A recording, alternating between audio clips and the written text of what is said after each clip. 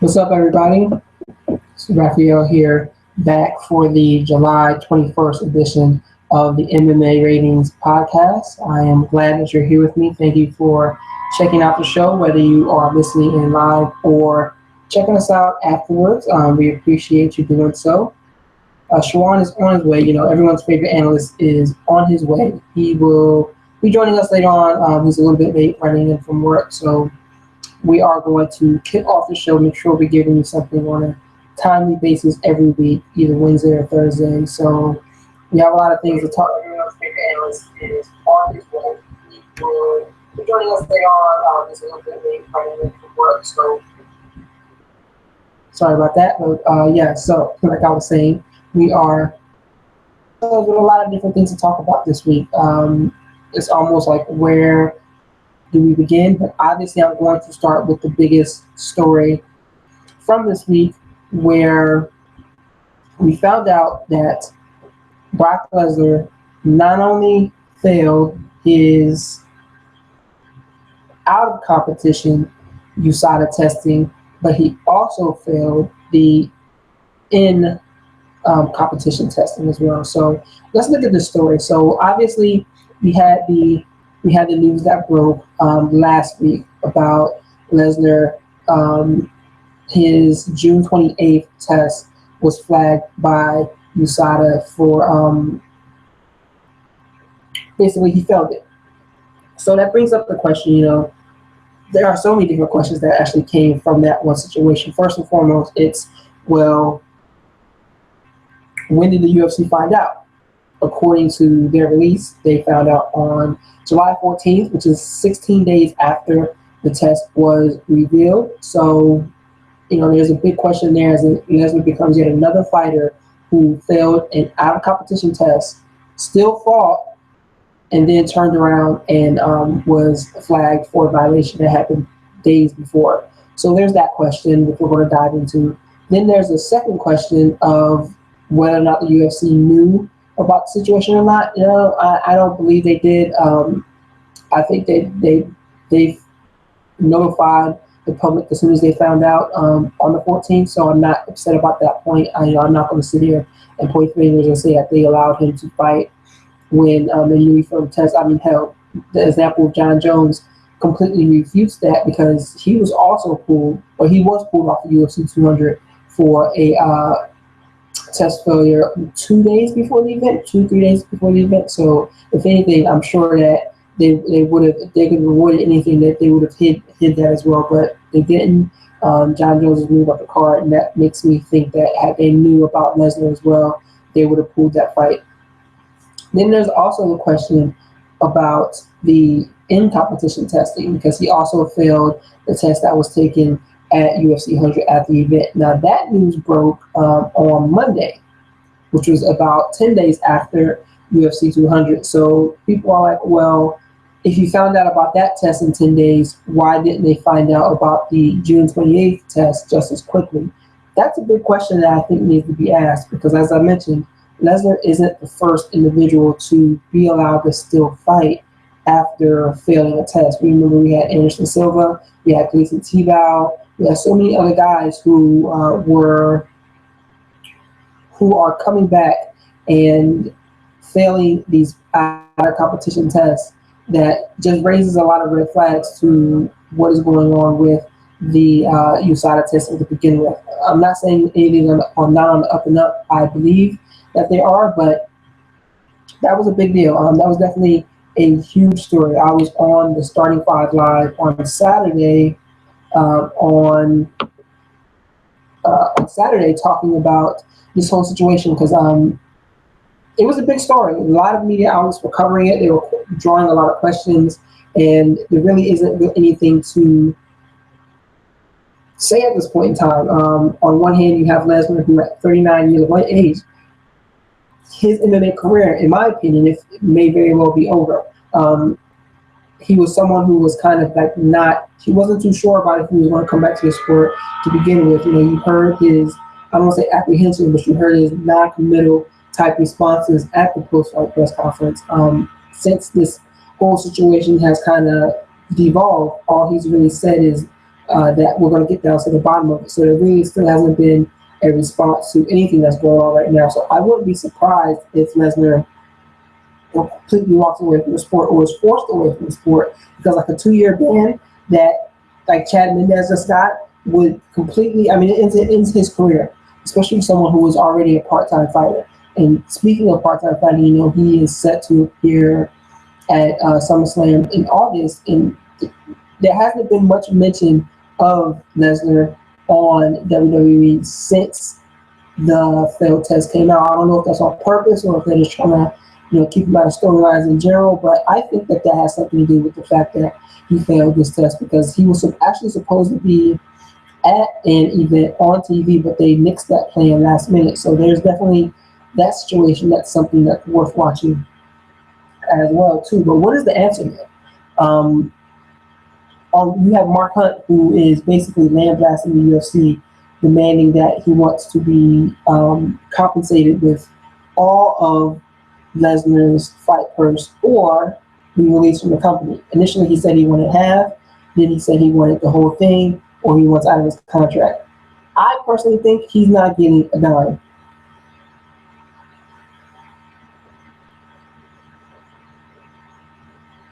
I mean, that would be a ridiculous precedent that the UFC would find itself in. He's not going to get a dime of that money. I don't think that they're going to release him either. But if you read his arguments, they're not wrong. This is the third guy he's fought that has, and lost to, I believe, that has failed a drug test, and that's definitely a concerning situation for him. You know, because I mean, you can talk about it being, you know, obviously there's that whole mentality that it's dangerous for these guys to be fighting against men who may or may not be using performance enhancing drugs. There's always going to be that conversation, but on the other hand, that's never happened. It's never happened in the sport. So where I don't believe in that whole mentality that's being raised because of that. But looking back at Hunt's comments, you know, you have to wonder how many other people are going to start responding in the same way. As I said, I don't think he's going to get any other money that he's demanding from the UFC, but he's definitely drawing attention in a way that is going to continue to grow. It's going to continue to be a story in the weeks that progress. You know, this really isn't going to go away. So what does the UFC do here? They don't let him go. I don't think they're going to release him. I definitely don't believe that they're going to pay him any extra money. So you have to question what's really going to go on from his point of view. And as I mentioned last week, you know, I think he's done with the sport. I don't think he's going to come back. I think that this is just going to be him. I don't know. He may even comment about that. You know, he's been much of a recluse. He does what he wants, as he has obviously said. You know, he steps away from the sport. And he does things to his own. He marches on to his own drum. You know, he marches to his own beat. So I wouldn't be surprised if he never even actually addresses this situation in a public manner, like if he never does any interviews or anything like that, because this question is going to come up. I remember back before he fought at UFC 100, I believe, or it may have even been before the Frank Mir fight. I remember ESPN did a special on him making the transition from pro wrestling to MMA. And I want to say it was Jeremy Schaff who was doing the interview. And he asked Brock if, you know, about the rumors about him taking steroids. And this is back in 2008, I believe, about him taking steroids, about him being so huge and just athletic. And Brock got pissed, snatched the microphone off, walked out of the interview. Even fast forward back to the pre-fight press calls for UFC 200. And he was basically saying the same thing, that he's nothing more than a jack white boy. Well, now let's look at the situation. One of the drugs he failed, his test failure came back with one of the same drugs that John Jones had in his system with his failed drug test, which is considered an estrogen blocker. And as Chelsea and Rashad Evans spoke about maybe 2 weeks ago, that estrogen blocker is normally used for individuals coming down from a cycle. So there's so many different questions that I don't think we're ever really going to get answered, because Brock isn't going to answer them. The Dana White and UFC isn't really going to answer them. So we're just going to be as the public, as the consumers of the action, just kind of going to be left out to dry, left out to speculate, left out to wonder what's going to happen next without ever having a clear answer to the question.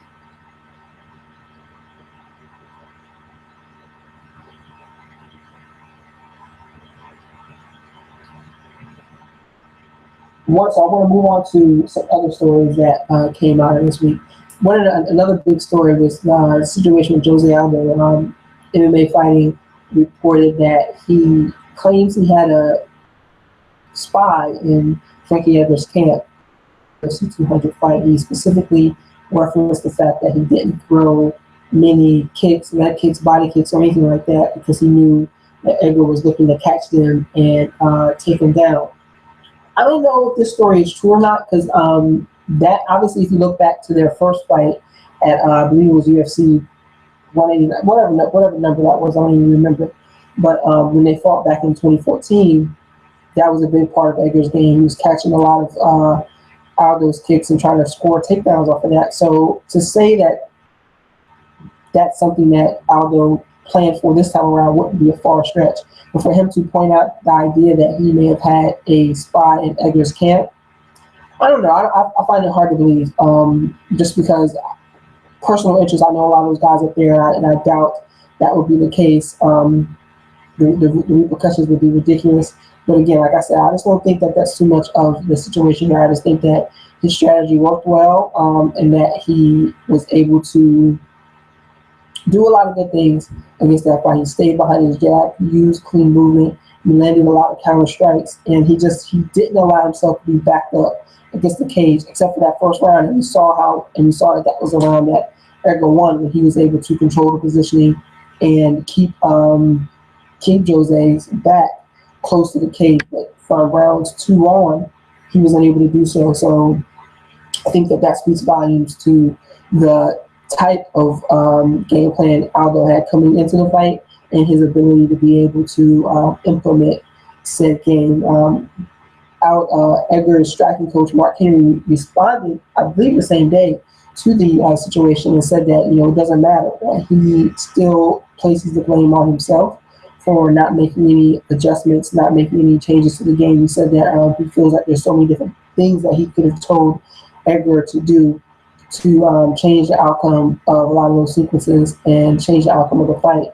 I probably think that his biggest comment was when he basically said that he feels like he failed Frankie, which is a pretty huge statement. He loves that team. He embraces that team. All of those guys are very close, just like any other MMA, in the majority of MMA teams across the sport. So when he says that he believes he failed Frankie, I believe him. I believe him there, and I don't really believe the idea that there was a spy in the camp. But I do wonder, how often does that happen? I won't be surprised if it does ever happen, because oftentimes I know a lot of stories of guys getting banned or being kicked out of gyms for training with the wrong group of people. I've seen that happen in New Jersey. I've seen it happen in a lot of different areas. So I wonder how often does that occur? Is that something that guys should be worried about? And I think so. I don't know. I even remember prepping for a fight here and questioning a guy who came in to train just MMA with me like 2 weeks before the fight, who had some connections that I was kind of questioning. So I mean, I was just at that point. So I would hate to see what it's like at the highest levels, which is where these guys are right now. I don't know. I would love to talk to some fighters and see if this is a recurring situation for a lot of these guys find themselves in a situation where they're not trusting the guys who are coming in to train with them. If they're finding out that spies are within the camp, you hear a lot of stories about guys being upset when one fighter speaks about a training session against a future opponent. Look at, for example, Luke Rockhold and Michael Bisping. A lot of their beef started over a training session that occurred years ago, and Bisping couldn't keep quiet about it. He kept talking about it, which led to their first fight. It was also a playing part in their second fight. So we saw how that happened. I'm still hoping that third fight happens. But we can talk about Michael Bisping later on in the show. His planned upcoming fight against Dan Henderson, which hasn't really been announced yet. But looking back to Aldo and Edgar, I don't agree. I wonder if he really did have a spy in the camp, as he mentioned, or if he just was able to implement a much better game plan, a more effective game plan, and if he trained better for coming for this fight. He also referenced that losing to Conor McGregor kind of lit a fire under his ass. So lit a fire under his ass. And if that's true, he definitely looked like the best that he ever did at that point in time.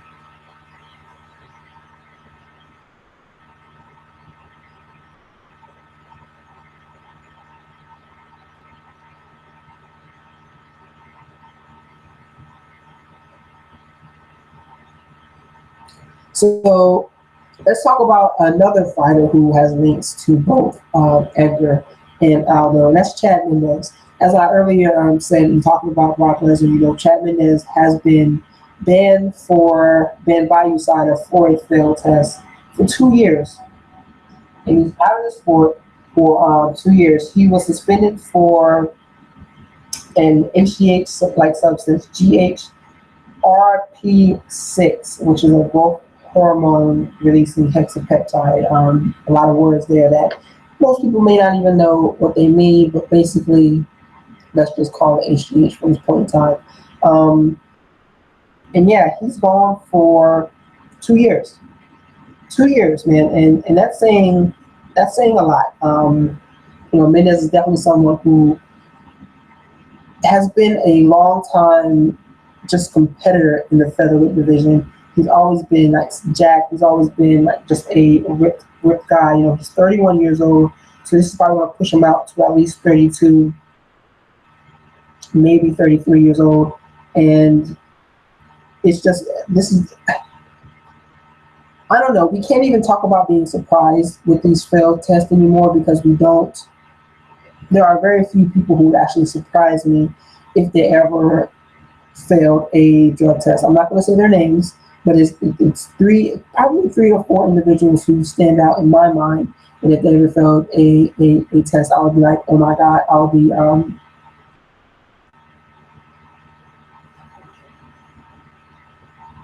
Mendes wasn't ever a part of that list, but I was still kind of taken aback with this failed test here. And as I said, it's going to push him out for 2 years. He's 31 years old. He'll be back by about the age of 33. I'm guessing like 30. Yeah, he'll be back around 33, maybe a little bit later. According to Bloody Elbow, they released a story that says it was a skin cream that kind of triggered his positive test result. That makes me think back to Barry Bonds and that whole, it's the cream versus the clear situation from years ago. But this is just a growing trend. I think we're going to have to accept with the sport. I don't think professional sports across the board are truly clean. If anything, I always used to say that maybe the NBA was the most clean out of them all. But even then, you've seen guys having issues with failing drug tests. Mostly, not always for performance-enhancing drugs, but there have been some stories that have occurred in the past. So we really don't know. Are these sports clean? We have the Olympics coming out in a little more than 2 months. I don't even think it's that long, actually. I think it starts in August. Where so many guys, where you have almost a whole country is about to be banned due to their illegal practices. So performance enhancing drugs are so ingrained in sports. I think we need to get out of this mentality that we're going to be able to quote clean up sports. It's never going to happen. There's too much money on the line. There's too much on the line for these competitors. Too many opportunities on the line for them to want to have an even playing field. And what's upsetting is I guarantee you that there are individuals who are probably using steroids to think, or because they think that they're even in the playing field with the rest of their competition, which is a ridiculous situation if you even think about it. But I wouldn't be surprised if that was the case.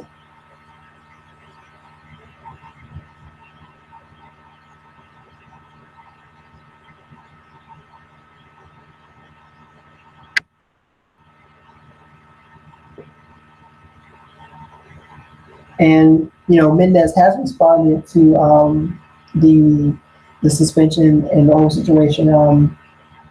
He talks about how, in a quote in this Bloody Elbow piece, he says, "I didn't do my homework, and it was a big mistake. I own it, and I'm going to pay for it." He's paying for it with 2 years out of his career. I don't. And there was an interesting conversation about the whole drug testing, PED, USADA situation on the MMA beat today, where they were referencing how they didn't agree to this testing, and Ariel Helwani brought up, or maybe it was Jeff Wagenhorn brought up the idea that a lot of guys are making mistakes because they don't know the rules, or they don't know what's in such substances, or they don't know particular rules across the board when it comes to what they can and cannot do. But what's interesting is, I believe it was Luke Thomas brought up the point that these fighters didn't agree to this situation, so but they can't really do anything about it. This is what the UFC wanted to do when it came down to trying to clean up the sport, or clean up that idea, that perception that these guys are all juice heads. I don't even know if that was ever really even a case. I feel like that's an idea that may have come from more mainstream, or excuse me, more casual mainstream type fans who didn't tune in all the time. I feel like those may have been the individuals just trying to pick up something from professional wrestling days and talking about it in that sense. But this is a situation that has developed from there. USADA is here. They are a part of the UFC at this point in time, and more guys are going to continue failing. More women, more men are going to continue failing left and right. And it's not a situation that I think is going to be easily remedied. It's going to continue to impact sports. It's going to continue to impact this sport specifically.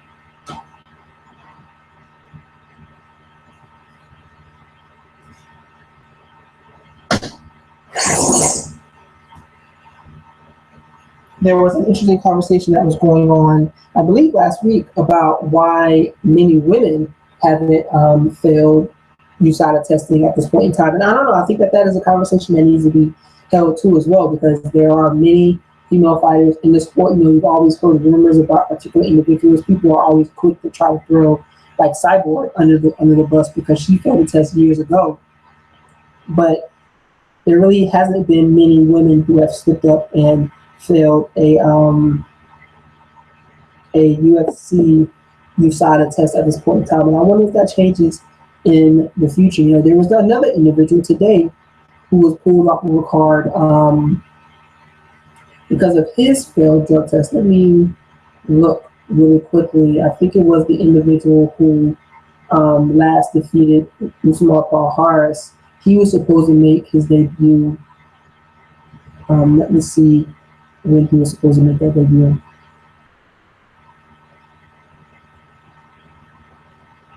Yeah, George Sullivan was pulled from UFC on Fox 20, and that's this weekend. We're going to talk about that card later on today, or later on the show. But he was pulled off of the card, and let me see. Look at this really quickly. And he voluntarily disclosed that information.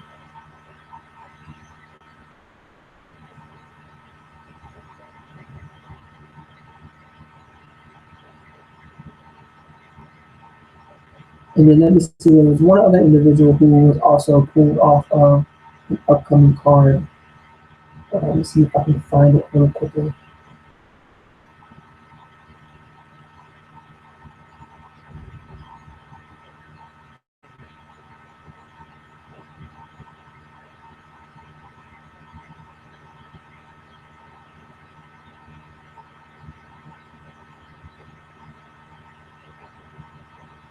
I can't find it that quickly.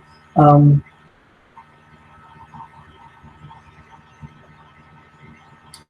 Funny thing is, Conor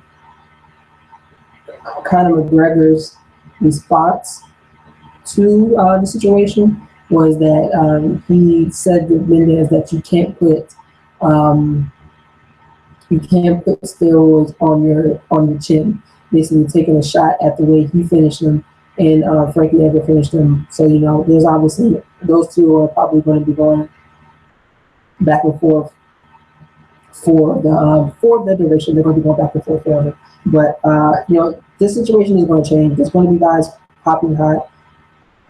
I won't be surprised if it just continues to happen. We'll see if it ever slows down. We'll see if it ends up happening to less guys. But it's a story that we definitely need to pay attention to going forward.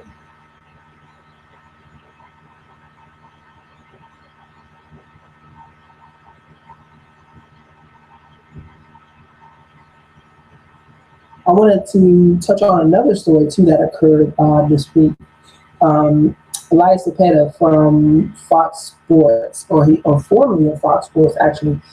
I just wrote a piece about this. I had the opportunity to interview him for Fansided earlier this week, and I also finished up a piece on his situation. But I'm not sure. This was a hot story earlier in the week. It's probably a story that more journalists followed instead of actual fight fans. But he resigned from his position as a senior writer for Fox Sports because he had a piece pulled down, not because it was wrong, not because it was inaccurate or another issue, but pulled down because the piece to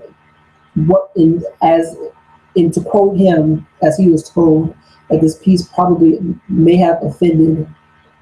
could potentially offend someone within the UFC. He wrote a piece about the situation with Brock Lesnar and how his failed test, the results came back after he was able to fight, and how this continues to happen, blah, blah, blah. He wrote a piece about that, and it was accurate, and he stood by the statements. I've had the chance to read it since before it was pulled down. I had the chance to read it, and there was nothing wrong with the reporting in it. It was definitely a strong opinion piece, and he was informed that the piece was removed and to keep it from the coverage on Fox Sports. Talking to him, it was a pretty interesting story because this wasn't the first time it occurred. It also happened earlier this year when he did a piece on UFC 100 and Conor McGregor and that whole situation. He was informed then, that was back in the spring, that UFC President Dana White contacted Fox Sports President Eric Shanks and wanted the piece taken down, which it was. And that's, in my opinion, that's a form of censorship. The UFC and Fox Sports are a part of, they're broadcast partners. Fox Sports pays for the ability to broadcast UFC events,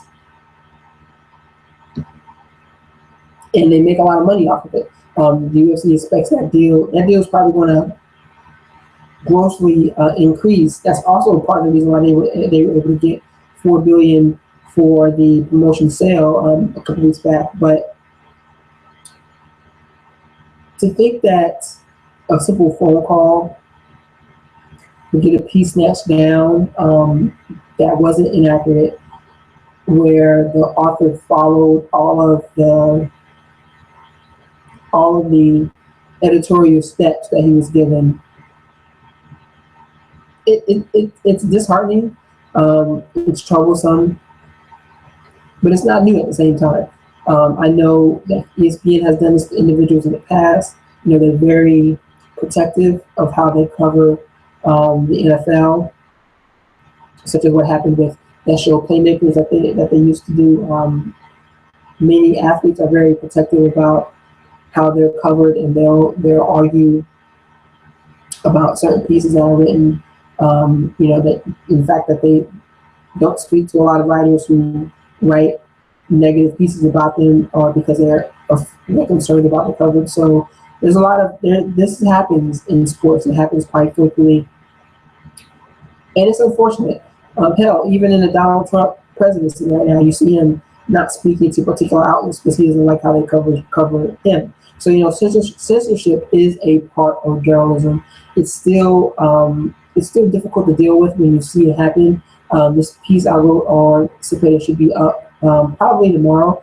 If you have a chance, go check out Fan Signing and catch the piece because I think his words are very clear. He has some powerful words for young writers looking to break into the industry as well about how to deal with this type of situation. But just listening to his side of the story was a good opportunity to see how the UFC continues to bully people. This isn't something new. It definitely isn't. You saw it with Ariel Helwani. You saw it with Josh Gross. Josh Gross is still bad. Like, it still doesn't have his credentials back.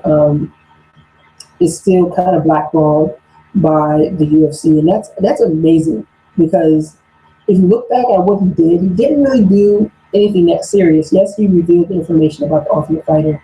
Yes, he turned down that position, I believe, as an editor for UFC.com, but he's never gotten that credential back. Sherdog originally did.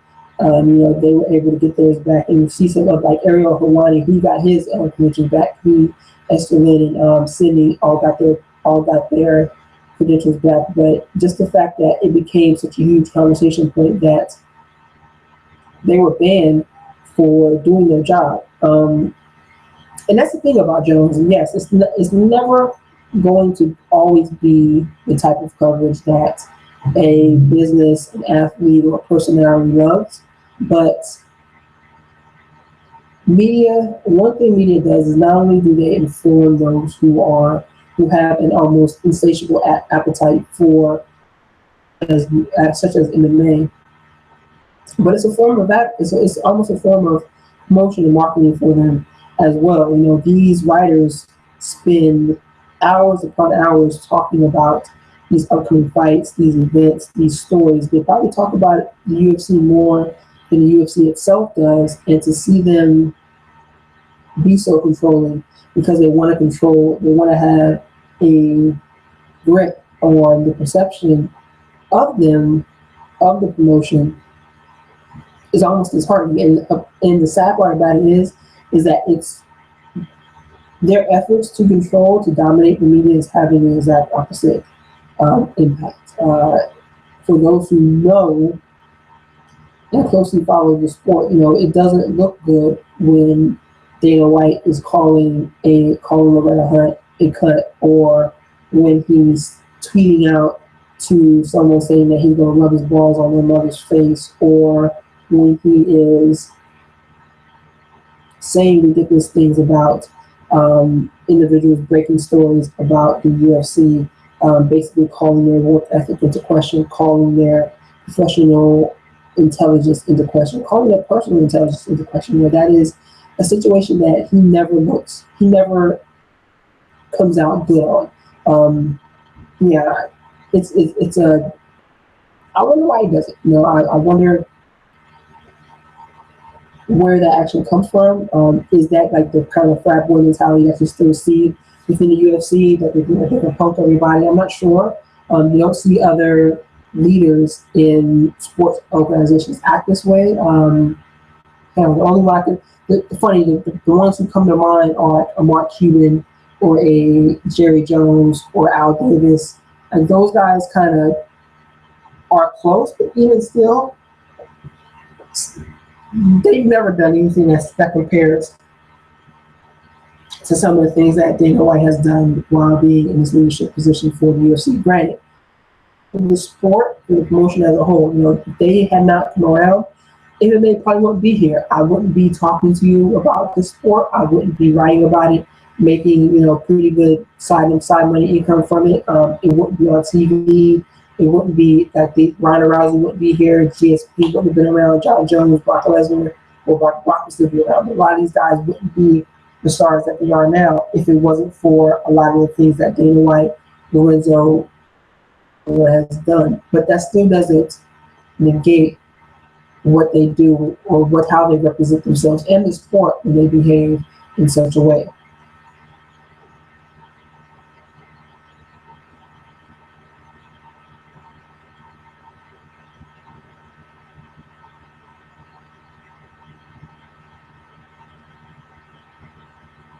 So be sure to check out that piece that I put together online. So it'll probably be up tomorrow on Fanside. I'm going to promote it on social media as I normally do. I'm going to promote it there. I'm going to promote it on Tumblr or just across the board. So be sure to take a minute and step back to see what just to read the piece, to see what he went through, and to get some of his own works.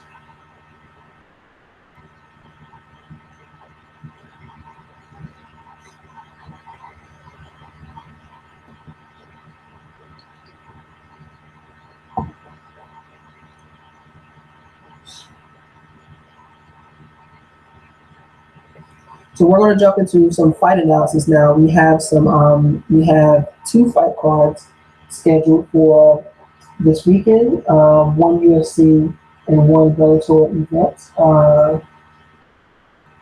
It's good, man. July's been busy. July's been very busy. We've had all these UFC events. I think this is the third Bellator card. We have the World Series of Fighting card tomorrow. We've had a lot of MMA. So I hope this one has some good matchups. Both of these actually have some pretty intriguing matchups that I plan on watching just to see what's going on. So let's look at UFC on Fox 21st. And then we'll look at Bellator 159. So obviously the top of UFC on Fox 20 is headlined by the women's bantamweight fight between Holly Holm and Valentina Shevchenko. And this is an interesting fight.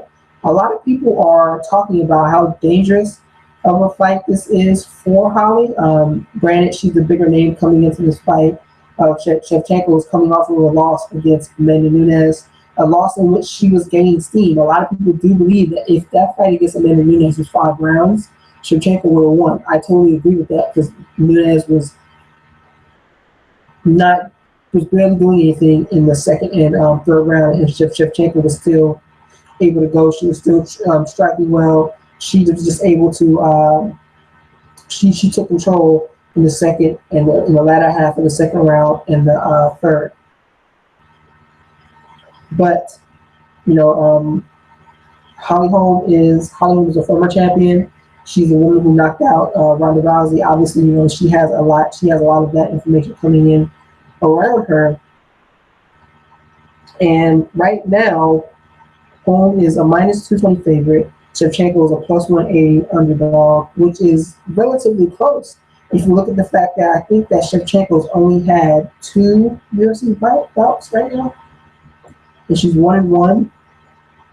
Let me confirm that. Yeah, she's 1-1 in the UFC, and both of those wins weren't kind of like surprise. Weren't spectacular. She got a split decision win over Sarah Kaufman, and then it was a loss to Amanda Nunes at UFC 196. So you have to wonder why so many people are looking at this fight and thinking that she has a clean chance at beating Holm. And the fact is that Shevchenko is an excellent striker on the feet. Obviously, Holm is, she's the individual who everyone's going to say, oh, she's a fantastic striker. She has all these boxing, she has such a boxing background. She has X, Y, Z, which is true, valid, and 100% right. But Shevchenko is a dangerous matchup for her, especially coming off of that loss to Miesha Tate. People think she got put into this bout because Tate didn't want to give her an immediate rematch, and we see how that worked out for her. This is a big moment for Shevchenko. Let's compare some of these two individuals matchup-wise. I'm going to look at a couple of different things here. Holly Holm has a reach advantage just by 2 inches. She's 3 inches taller than Shevchenko. She's a lot older as well too. Just looking at, I like to look at fight metric stats. I know a lot of people don't care about these stats. I like to look at them. I like to kind of pick them apart. Um, home is mainly according to fight metric right now. Home lands almost 4 strikes per minute compared to Shevchenko's 2. Shevchenko's has a higher accuracy count at 50. She lands 54% of her strikes as compared to 35% of home. Defense wise, they're both relatively taking 2 shots per minute, and home has a 67% defense rating as compared to Shevchenko's. Shevchenko isn't much of a grappler per se. Let me see if she has. Wonder if she has any wins. I mean, she has 5 wins via subs. Let me see. I mean, she got her career started with a lot of submission wins. She hasn't had even in Ezekiel choke in MMA. That's amazing in and of itself. But she's going to be a very, very, very tough opponent for Holly Holm come this weekend.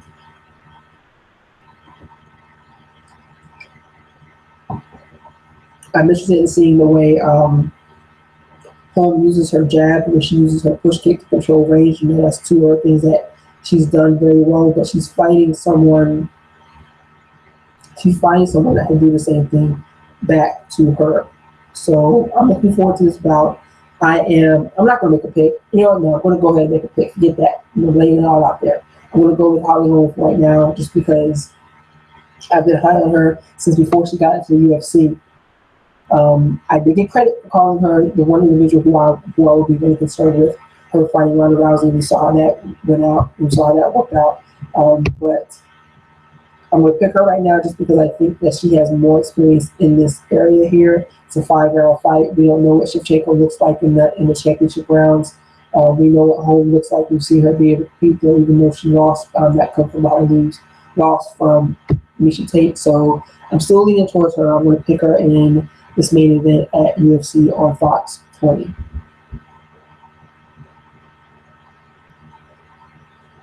That brings me to the co-main event, which is very important, about between Edson Barbosa and Gilbert Melendez.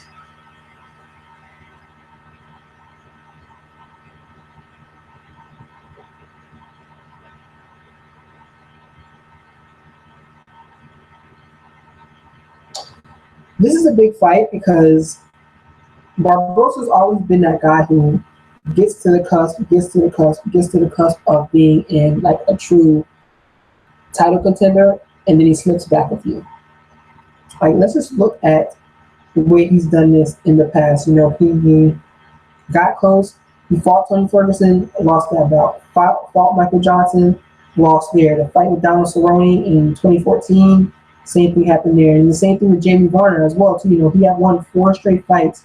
He was on the cusp of being put in that position like, hey, this guy's legit, and then he goes in there and gets knocked out. So he's continued to get to that point where he's almost there and sees himself fall back. And this is even more of a pressing situation because his teammate, Eddie Alvarez, just won the title. And if you saw that story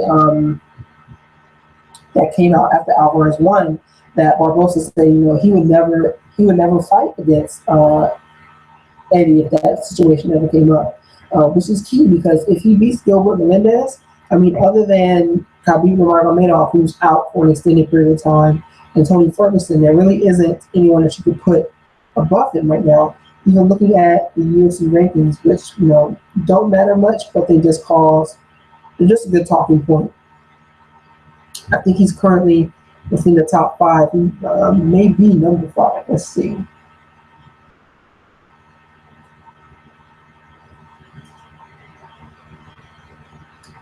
Let's see. Give me 1 second as I pull this thing up.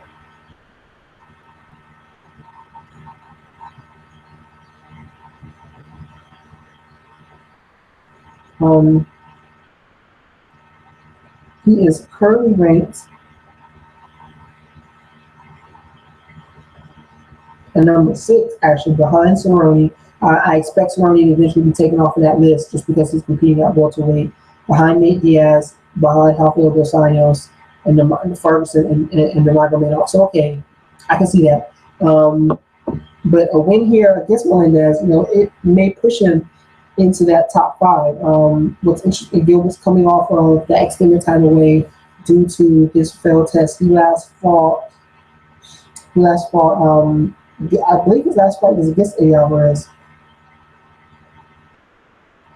where he lost and then had the failed drug test. Yeah, back in June of last year. So it's interesting to see what Barbosa shows up, what he would be able to do in this fight. Right now, he's listed as, let's see who is the favorite in this fight.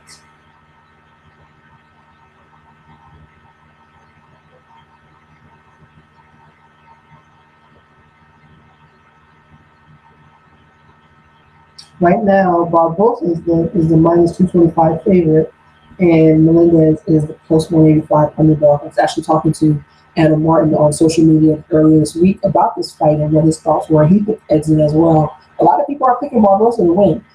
He's been looking good. He's been landing very, very, very, like his striking has always been phenomenal.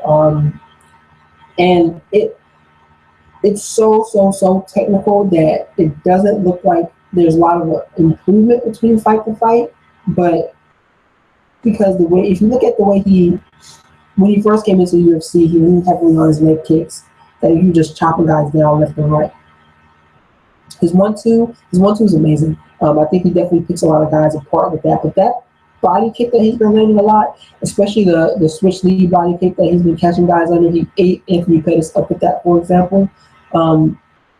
It's amazing. Even when he fought Tony Ferguson, he was eating him up with that same shot before getting choked. And I think he's going to do the same thing to Barbosa. He likes to use that body, either the rear kick or the switch lead kick to kind of wear guys out right under the elbow. It always lands right under the elbow, right in the ribs.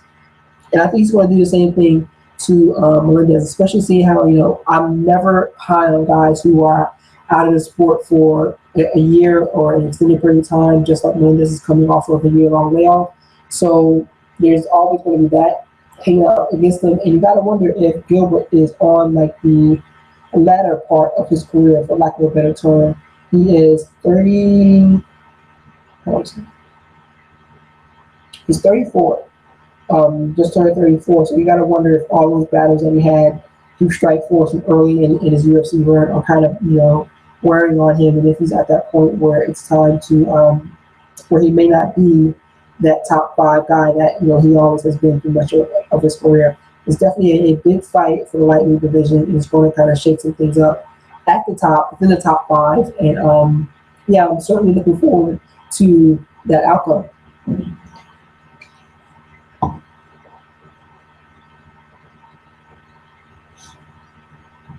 Let's see. So if I wanted to find what fight would I pick as my fight to pick for the entire UFC Box 20, I want to stay away from the co-main event and main event. I'm looking forward to the Felice Herrig Kailin Curran fight. That fight's kind of going under the radar. I think that's going to be a good bout. Herrig is coming off of that loss. I think she's coming off of that loss to Paige VanZant from last year. Let's see.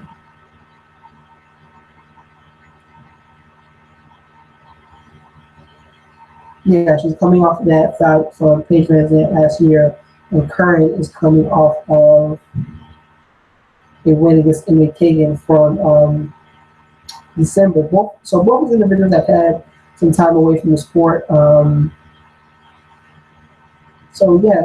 really interested in that fight. The women's strawweight division has not let me down yet, and I think it's going to be a pretty good bout. So I want to go with that one as my fight to watch for this week.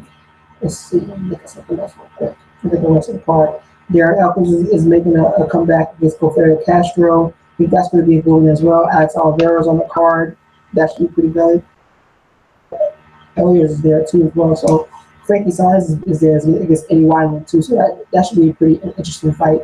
So there's going to be some good contests on Saturday on UFC on Fox 20. So I'm looking forward to watching this card. It's one of those nights. It starts early, which is always a good thing.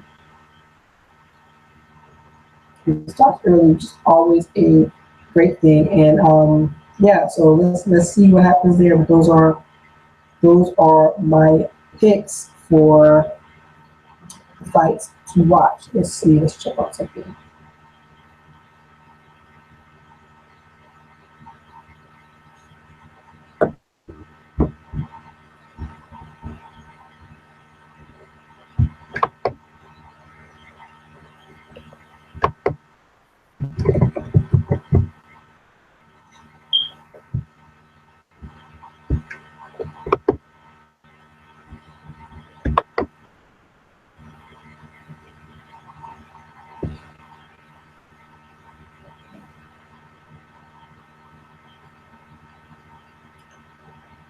So, what else are we looking forward to for UFC on Fox 20? Shawan, how you doing there, sir? I'm doing all right. Sorry about it, man. The schedule's been had a lot of changes up at the job, so we've been adjusting our schedule. Hopefully, this will be the last day I get off late. No, it's all good, man. We're always doing our thing, trying to do the best we can to get the show out to everybody every week. So, always great to have you stop by, man. We're basically right on time because we're doing what you do best and breaking down some fights for this weekend.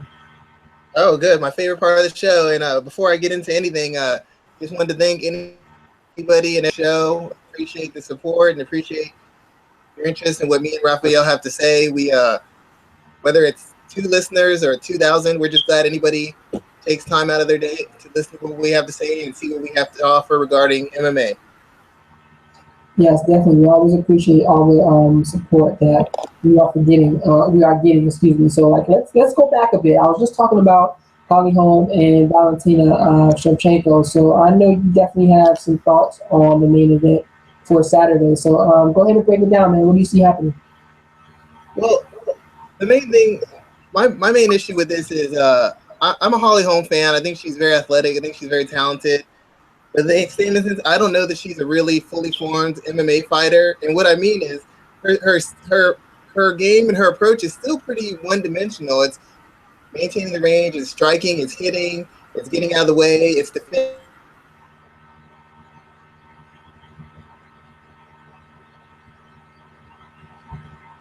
Take the winning in wrestling game. It's very one-dimensional. She's just very good at that dimension to terms to most opponents.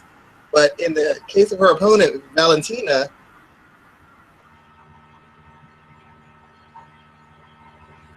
Hey, you're kind of breaking up there, Shawan. Start over for us, please.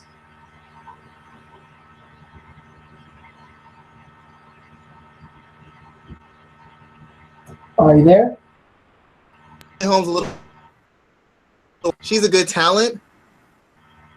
She's a good physical talent. I don't know that her game is basically perfect against any vision. And before she beat Rousey, she didn't look spectacular. She didn't look dominant. Valentina, on the other hand, is as good a striker. I think she's better, and she has a better all-round skill set than Holly Holm does. Even in her fight against Nina, you saw some good grappling, you saw some competent defensive grappling, and you saw some excellent counter wrestling and offensive wrestling and getting takedowns and defending takedowns and countering them with strikes. I just think she's the better MMA fighter. She might not have the better team, but I think she's got the better skill set. The one thing she might have a disadvantage is in the area of athleticism. But I don't think athleticism is enough for how I beat her before in Miesha Tate. While I do like Holm a lot, she seems like a really great athletic skill set and it just seems a bit limited for me to pick her over anybody who I would consider top 3 or top 4 in the bantamweight division. And I think that's why Valentina is going to win. She just has a broader step on the feet to hang with her, but she's got skills in every other area that Holly Holm just hasn't been forced to develop and hasn't developing to a high level. Okay, so you're picking Shevchenko then. And that's obviously that's not that than what a lot of other people are picking. A lot of people are thinking that this is a very dangerous fight for home. I'm going to pick Holly in this bout just because I think that she has the ability to do more to win enough of these rounds. I think it's definitely going to go to a 5 round decision, and I think that the way she fights. Um, the way she fights may do enough point scoring per se to get the win here. I feel like Shevchenko does a lot of coming straight forward with her combinations, and we've seen how well Holly Holm does, how she deals with that, how she evades, and how she gets in and out. So I'm picking her to win this fight, but it's definitely bringing a lot of back and forth on what's going to happen on Saturday. You're right about that. Holm does work at a high rate, and Valentina doesn't. Valentina is very picky with her shot. She's more for efficiency. She doesn't really throw a lot of volume. So, in theory, as long as Holm is staying out of the way of counters and throwing a lot of kicks and jabs and straight punches, she can effectively win the rounds on work rate, even if it's not necessarily effective or incredibly damaging. If you're throwing 3 times the volume I'm throwing, even if I'm landing a little bit better, the aesthetic of it is going to sway the judges to your side 9 times out of 10, in my opinion. So I definitely can see that happening. I just think that if Valentina has watched tape of her and saw what Miesha Tate does, you come in kind of disciplined. You don't give Holm as many opportunities to open up with all that volume and all those counters. You don't run right in. You don't give her anything to counter. You make her kind of lead. You don't give her the opportunity to use footwork and kind of some timing to limit her ability to throw 5, 6, 7, 8 punches, 4, 5, 6 kicks. And then you start kind of picking her apart. You slowly press her. You cut her off the cage on her. And then you either go for a takedown or you go for a big counter. I don't think Holm's chin is as good as people think it is. And I still don't think once you get into a pocket and you can really pressure her, I don't think Holm's defense stands up. I think it's her first line of defense is distance. And once you get past that distance, she's rather ordinary, I think, as far as her defense goes. So I think your point is very valid. She could easily outwork her, and she's got a good enough team to tell her, hey, just keep on throwing. She's not throwing enough. You'll win on decision just by activity. But I think Valentina has the skills to cut that off. All she needs is a little bit more aggression. And it's not just wild aggression, controlled aggression. Forcing Holly to be uncomfortable, pressuring her with the feet, not with the strikes, and looking to counter at every instance. Not necessarily every time she throws a shot, but big counters. Get your hands on her. Get those takedowns, or at least attempt the takedowns instead of the strikes. Use the strike counters instead of the takedowns. She has a broad enough skill set. She can attack Holly from multiple different directions. Holly's only going to win or lose the fight one way. She's not going to wrestle her. She's not going to submit her. She's only going to basically score points and kickbox with her. Valentina can beat her kickboxing, and I think she can out-wrestle her or grapple her and submit her. Yeah, I can definitely. I can agree with that too, man. And you mentioned, you talked about work rate a couple of times. The co-main event also features 2 guys who compete at one hell of a work rate as well, in Gilbert Melendez and Edson Barbosa.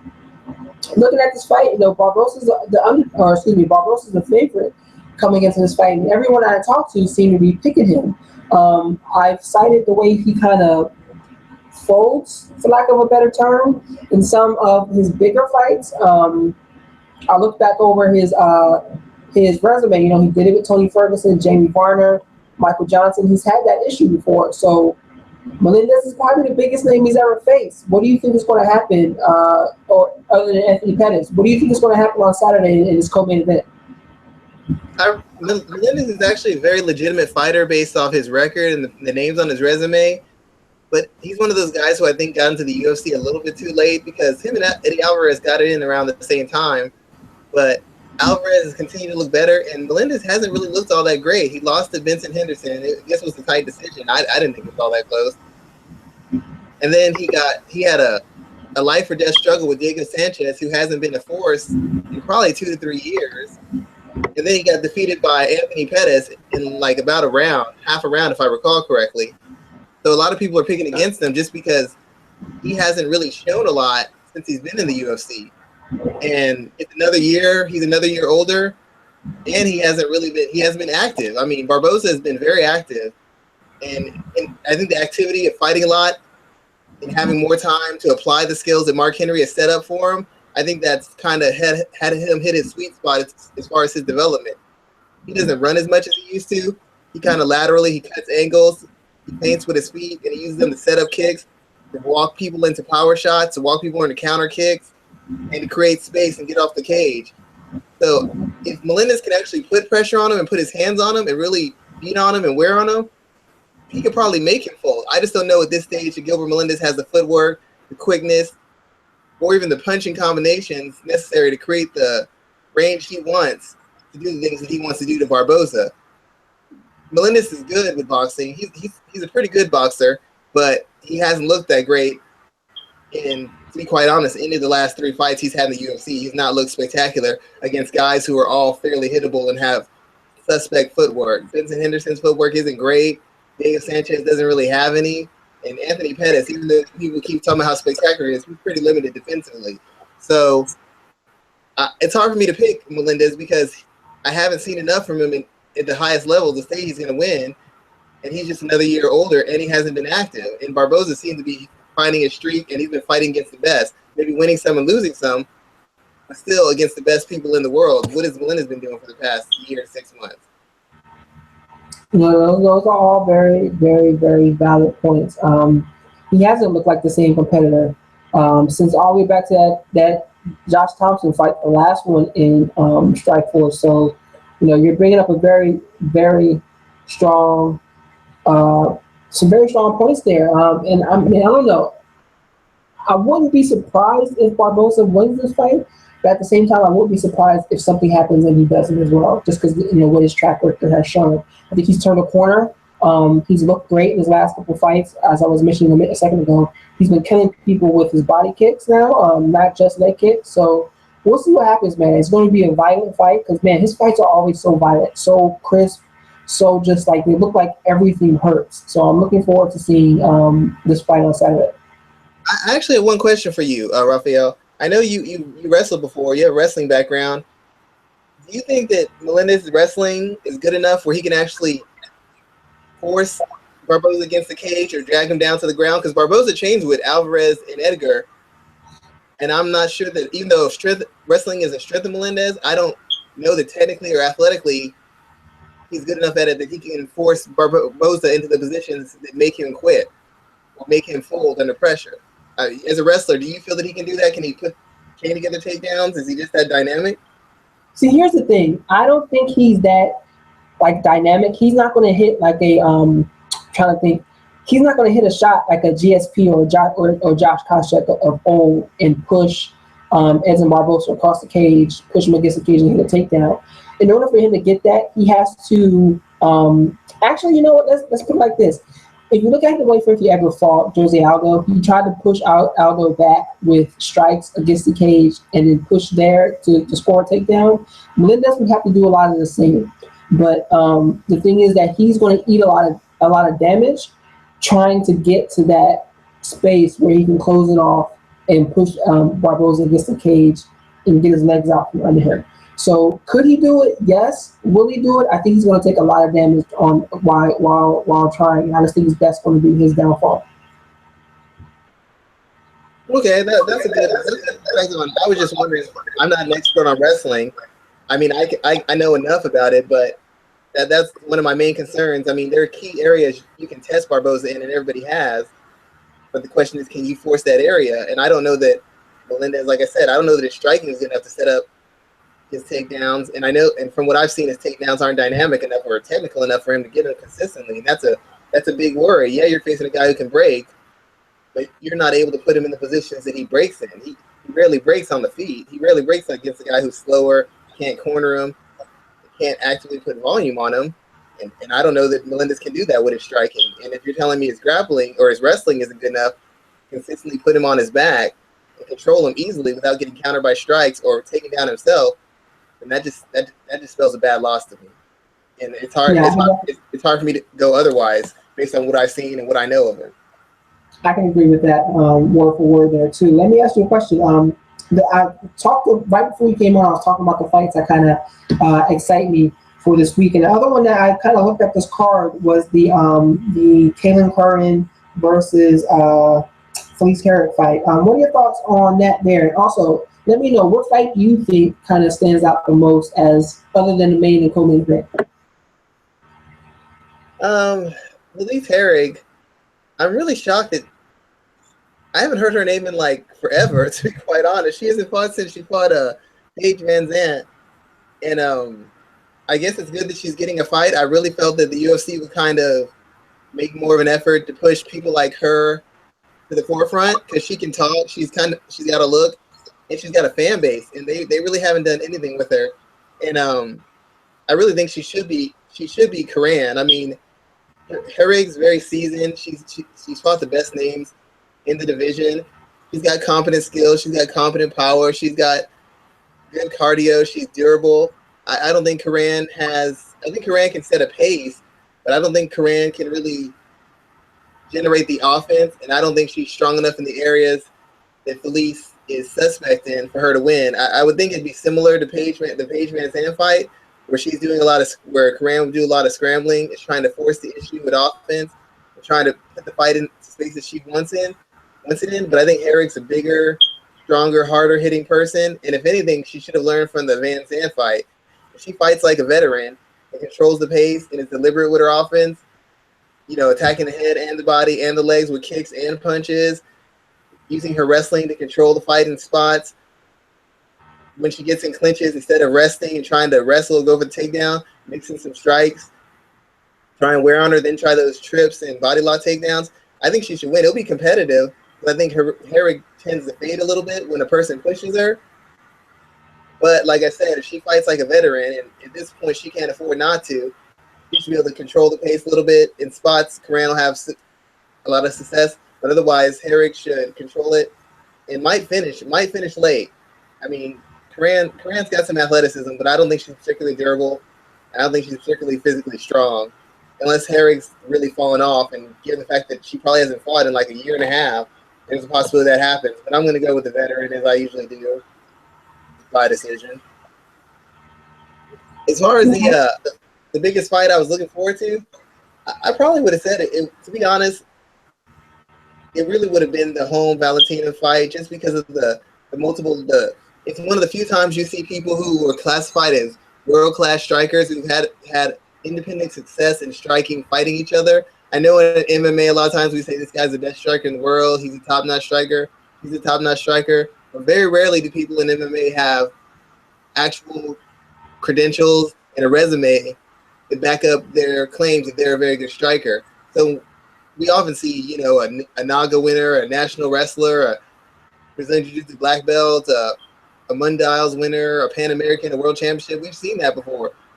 How many times do we get to see a world championship level striker in the cage in the UFC? It's very rare. So just that fact alone kind of piques my interest, because it's actually seeing the other side of things, where we have somebody with a legitimate record, legitimate accomplished skills in a stand-up sport who are fighting each other. That kind of stands out to me. Okay, I can definitely rock with that. Let's look at Bellator 159. Not a lot is going on with this card. Only two fights really kind of stood out to me.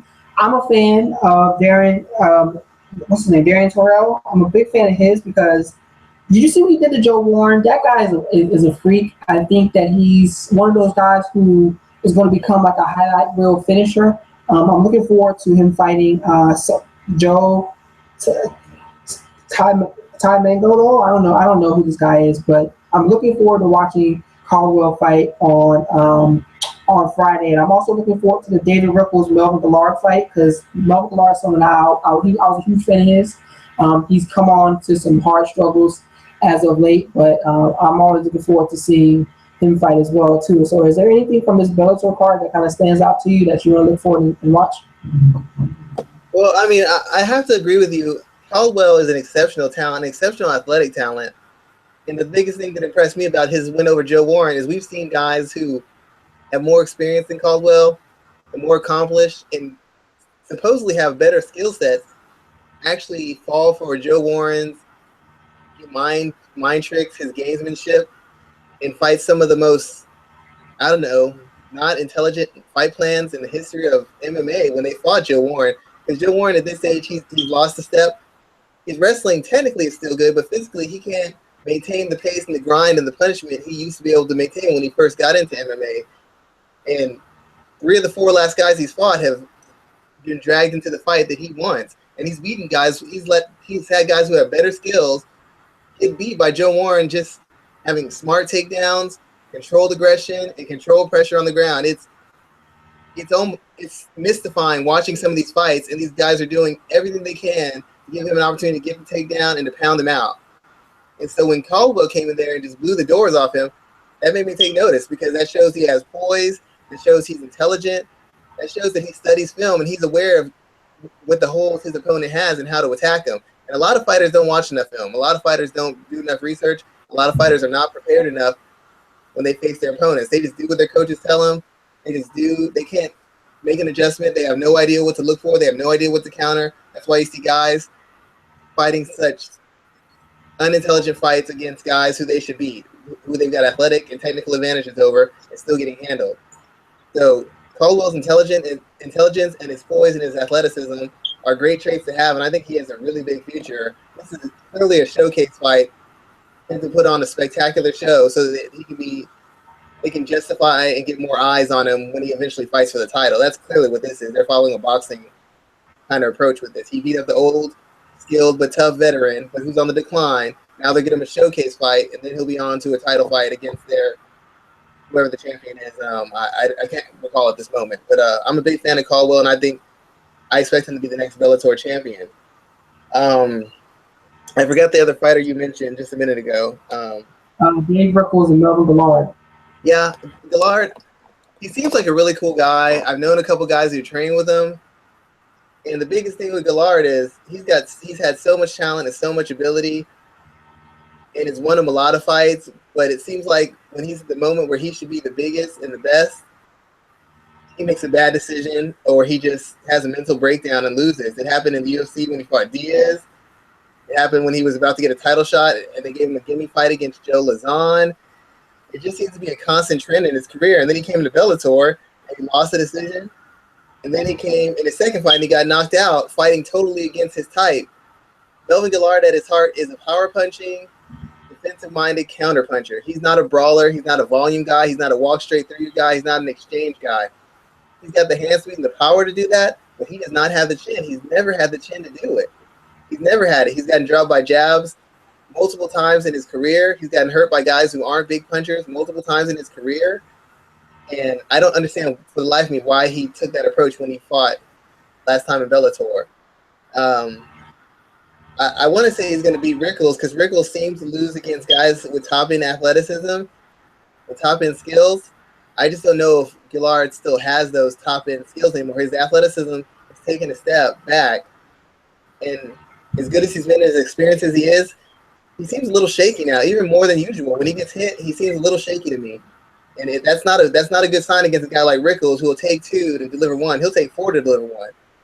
And Rickles has actually cleaned up his striking a little bit. He's a little bit more intelligent and picks his spots a little bit better when to brawl.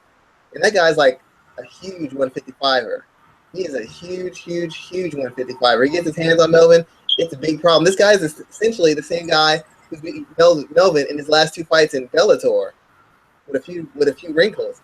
So I'm a fan of Gillard. I would like to see him win. I just don't know that he's capable of winning anymore. I really don't. He's been on decline since he left the UFC, and he hasn't really looked good since. In spots, yeah, but not for a whole fight. Rickles is not elite, and he needs to win this fight as well. And I'm going to probably say that he does. I like both guys. Rickles' character is actually, he's the kind of guy that people can get behind in the MMA if you could ever put 2, 3, 4, 5 fights together winning. But he just doesn't seem to be at the elite level, so I don't know how far he can go as far as a legitimate fighter. But as a person with a charisma and a show and an act and a draw, I think he has a lot of potential. As far as Melvin, I just don't know what happens for him. He loses this fight. I especially don't know what happens for him. But I'm a fan of both guys, and I like to see both of them do well. Unfortunately, only one of them is going to win, and it's probably going to be Rickles unless he already made a whole bunch of changes in his camp recently. I mean, he left his old camp, and he's got a new camp and a new coach. So unless they've made a lot of changes and repaired a lot of things, it's going to be another loss for him, in my opinion. Yeah, I'm definitely expecting Rickles to lose as well. But I'm always I'm always gonna not Rick. I'm expecting Galar to find a way to lose, basically. So I'm still gonna sit down and watch this. Watch at least watch that fight. Right there. You said it right there. Sorry to interrupt you, but that's what you said right there. It's been a common trend among people who are fans of his. Way to mess it up. It's not that he gets beat, out skilled, or just out athleted. He just dumb, and he costs himself time after time, and it's very frustrating as a longtime fan of his. He finds a way to lose.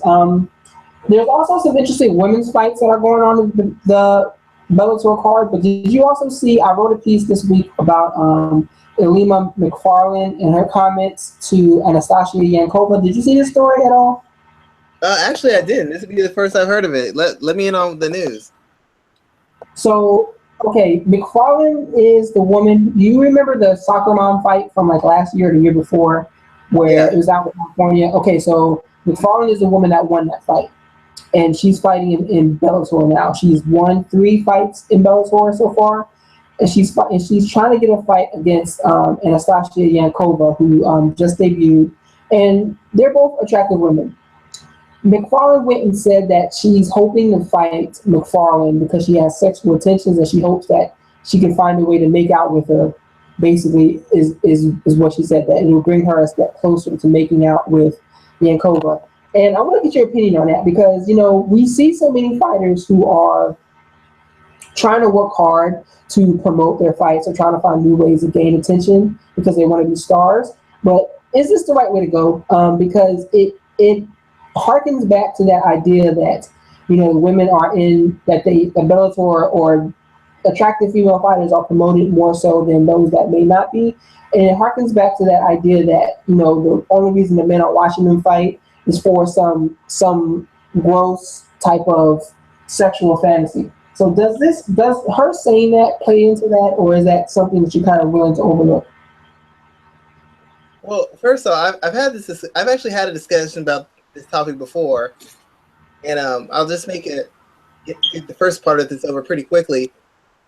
Any sport, whether it's men or women, and I'm going to believe this the day I die, if you're attractive, if you have a certain charisma and a look and an appeal, you're going to be made into a bigger star. You're going to get pushed harder. It doesn't have to be you have to be physically like you just are the most handsome guy, the most beautiful woman, but you have to have some kind of appeal. People watch certain sports. People find Tom Brady attractive. He wouldn't, as good as he is, if he wasn't a good-looking guy, he wouldn't be as big a star as he was. Michael Jordan, I don't think he was particularly good-looking, but a lot of women found him very attractive. His athleticism, his style, how he played. A lot of women who don't even like basketball watch it so they could watch him. And even now with Steph and LeBron, it's not so much about what they do. It's about how they look, how they come across, and what they represent to people who are fans of the sport and people who are outside of fans of the sport. So it always plays a factor. If you want to look at combat sports, look at Oscar De La Hoya. He's a very good fighter. But a lot of his selling points was women found him attractive. That's how they made all those sellouts. It wasn't just hardcore and casual fans. There's a bunch of women who didn't even care about boxing who wanted to see a good-looking golden boy fight. That made him into the big star and the big draw that he was. It's always a matter. It always plays a factor, man or woman. That being said, with women, it gets extra heightening. It gets heightened to an extra high level because a lot of men aren't comfortable with women who are physically dominant or physically aggressive or dangerous. So if you have 2 girls who are attractive, it appeals to some guys' baser instincts. And she is playing into that. But she's playing into that the same way Ronda Rousey played into it, the same way Miesha Tate played into it. I mean, Ronda Rousey, when she fought Miesha Tate, when she's a Strikeforce, she dropped weight to fight Miesha Tate. Miesha was an easier match than Cyborg, possibly. Or it could have been the fact that Miesha is considered a very attractive girl. Ronda's considered to be attractive by a lot of people. And Miesha was much more popular than... So you go for the person, so it's 2 attractive girls who have good fan bases fighting. That matters. And MMA promoters, boxing promoters, any sport, they want the sport to be legitimate, gain legitimacy until you have people watching you, people paying to see you. So they're going to take any route and any avenue they can to get butts in seats and get eyes on screens. And unfortunately, that means having more attractive people or people who have an appeal outside of fighting. It's extra with women. Michelle Watterson, she's very attractive. JoJo Calderwood, and I'm not trying to be sexist. I'm just stating the fact. They're attractive young ladies. And that plays into some guys who watch them. They like watching girls, attractive girls, and grapple. I'm sorry if this seems crude, but I'm stating an actual fact. I've sat there and watched fights with guys who are like, look at this position she's in. Oh, you can see her. Listen, I'm like, it's ridiculous. It's ridiculous and it's insulting. But guess what? Those guys bought the pay-per-view. Guess what? Those guys added on to the rating. Guess what? Those guys followed on Twitter. So those guys contribute to the bottom line, which is what's going to keep women's MMA making money and keep men's MMA making money. And I don't necessarily go against her for doing it. If she's got to make a name for herself until her fighting skills and her accomplishments draw in attention. But until then, she's going to use everything she has in her disposal to make herself a star. And it's no different. It's no different for the guys. It's not as heightened with the guys, but it still matters. Vitor Belfort was pushed for a certain reason. His body, his look. Yeah, he could fight, but he was more appealing. If you watch MMA for years, you understand Matt Lindland went on huge fight streaks, winning, dominating guys. Never got a title shot. Was it because he's boring? Could be. Also could be because he wasn't very attractive. And they didn't want an unattractive guy who didn't have a lot of charm and wasn't exciting in fights holding their title. And nobody wants to say these sort of things, but it's a fact. And I'm not trying to downplay anybody. I'm a big fan of women's MMA. I'm a big fan of anybody's sport or thing they attempt to do or follow. But to act like looks don't matter and charm doesn't matter and a certain amount of fantasy doesn't play into it, you're just being ridiculous. There's a reason why women say, oh, Steph could be my baby daddy. LeBron could be my baby daddy. Oh, look at that girl over there. That matters. That plays into the bottom line. And as long as it does, we're going to try to take advantage of it as much as possible. And I don't blame her for it. You know, it can't set them back any more than it does as in this male-dominated industry. It can't really set them back anymore. But I understand what she's trying to do. I respect what she's trying to do. I don't know if it's the best thing to do for her career long-term because it's easy to get stuck into that cycle. But, I mean, she's doing what she can to get eyes on her fight. Can catch up to her appeal. And it means just going a little bit out of character. That's no different than a fighter acting like they're crazy or acting like they're a gangster or having a shtick, whatever it is, to sell their fight. That's what she's choosing. Is it the best idea? I don't know. But it's what she's going with, and I can't hate on her for it because women still don't get enough fights in UFC or Bellator. So they need to find some way to stand out to get the promoters to put them on more cards and on more highly rated events. Well, I mean, that was a great way to break it down here, too. I think it'll be interesting to see what happens with this story and how it gets covered in the future. Let's take some time to answer a few questions that we got sent in this week. The first question we're going to look at is about Michael Venom Page. Obviously, everyone's seen his highlight reel knockout. They've seen Cyborg Santos' head that was caved in. Do you think his celebration was too much? Do you think the Pokeball was going too far and kind of overstepped the bounds of the sanctity of sportsmanship? From a martial arts point of view, especially from a guy who comes from a traditional martial arts foundation like Michael Venom Page, I'm kind of shocked he went that route. As far as being like a straight up, I'm not a warrior, but as fighters say, warriors, a traditional martial artist who has honor and class. He probably took it a bit too far. I mean, just under those tenets, he went too far. But as far as a showman, a guy who's trying to establish his brand, a guy who's trying to max out his earnings and max out and make sure that he's constantly in the conversation and on all the big shows, he did what he's supposed to do. I mean, he crossed the line on one instance, but fighting is a very short-term career, and it's not as well paid as any other sport there is on the face of the planet. So he needs to maximize any and every opportunity he has to showcase himself, his skills, and his personality for his current career and for his career moving forward. You know, years later, he can become a classy, seasoned guy who realizes he crossed some lines and he's sorry. But right now is when you can place yourself in the mind of the mainstream. And there's people who who hate MMA who talked about that knockout and talked about that Pokemon little shtick he did at the end. People I know who don't ever watch fights. They heard about it, had to see it on YouTube, had to find it wherever they could, and they're asking me about it. And they don't ever ask me about fights because they don't care about them. Yeah, I'm definitely with you on that. I don't think he overstepped his bounds. I thought it was hilarious. I got a good laugh out of it, but I can understand why some people would be upset. But again, I don't agree with that type of response. I just think, it's just a sports world. I just think that's just going to happen. If Cyborg's skull wasn't fractured, then nobody really cares about it. But since he was seriously hurt, not that Paige would know that, he didn't know how hurt he was.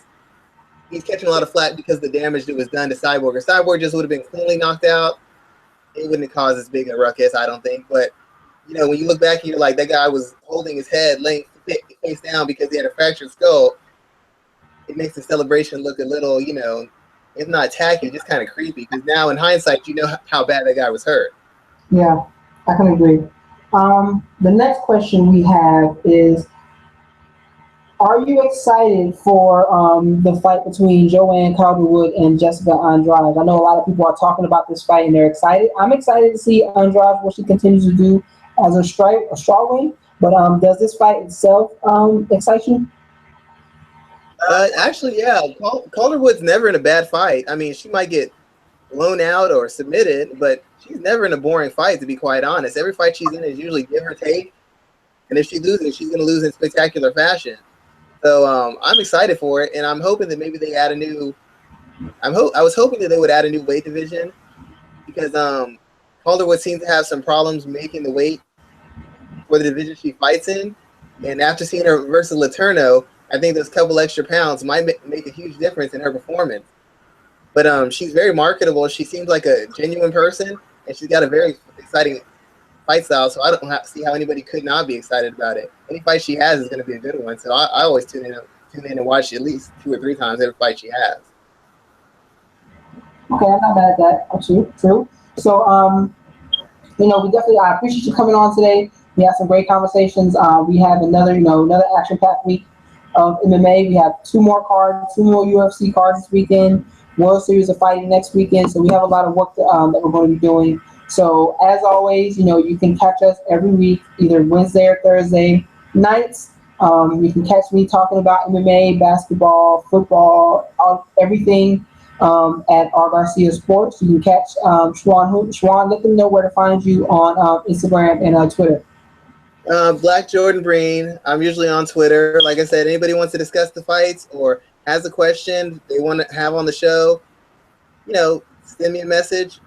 I'll be glad to discuss it with Raphael on here. If you just have a personal message and you just want to discuss what you think of the show or certain fighters or certain potential fights, I'll talk about it anytime, every time you want, because you guys kind of make it possible for me and Raphael to do the show. Y'all give us a fan base. You're listening to the show. You're interacting with us, and I really appreciate that. So anytime I have where I can give you some of my time or my opinions or my advice on any fight or any matchup or any organization or any fighter, I'll gladly do it because you guys do a lot for us, and I'm greatly appreciative of it. Definitely. You can always catch our work at MMAratings.net. So again, I'm Raphael Garcia, and this is Shawan. Check us out next week at the MMA Ratings Podcast. Have a great night, everybody. Good night, guys.